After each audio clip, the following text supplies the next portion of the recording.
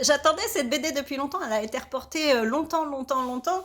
Et là, elle vient de sortir, je crois, au début juin. Il me semble que c'était fin mai ou début juin. Elle est enfin sortie, c'est le tome 1 de Au Chant des Grenouilles, aux éditions Oxymore, c'est collection Métamorphose.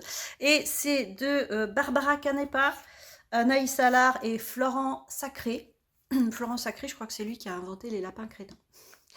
Voilà, donc aux commandes, c'est Barbara Canepa. D'après ce que j'ai compris, c'est elle qui va écrire tous les tomes, mais à chaque fois, il y aura des dessinateurs différents. Donc moi, en fait, ce qui m'avait plu dans cette BD-là, c'était beaucoup le dessin.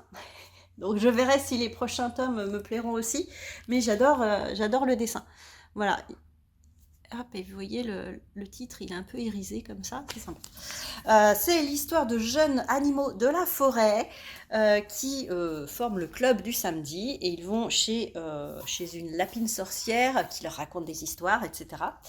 Et en fait, c'est un peu décousu. Parce que voilà, on commence chez la lapine sorcière qui leur raconte des histoires et il y a une histoire de porte secrète qu'il ne faut jamais ouvrir parce que c'est très dangereux, etc. Et après, on s'embarque totalement dans une autre histoire, un peu comme si c'était un feuilleton. On embarque dans une histoire de concours. Il y a un concours, mais on ne sait pas de quoi il s'agit, et on l'apprend à la fin, parce que c'est le sujet du tome 2, apparemment.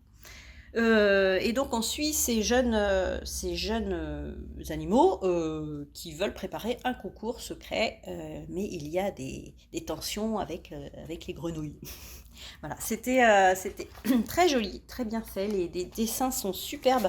Il y a beaucoup de détails, j'aime beaucoup. Les animaux sont trop mignons, même l'araignée est trop chou. Voilà, et j'ai beaucoup aimé. Voilà, et alors je verrai hein, si la suite me plaît aussi au niveau dessin. Parfois vous avez aussi des petites planches, je vais essayer de vous trouver des petites planches comme ça. Alors les planches, je vous mettrai le nom de la personne qui les a faites, c'est Giovanni, je ne sais plus son nom.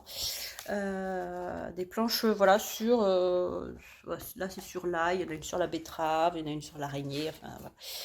Donc très joli, mais parfois un peu décousu. J'ai pas, il y a des choses, j'ai pas compris le lien entre l'histoire du début, mais je pense que à la fin, on aura sûrement une explication, à la fin des tomes, une explication sur cette porte secrète qu'il ne faut absolument pas ouvrir.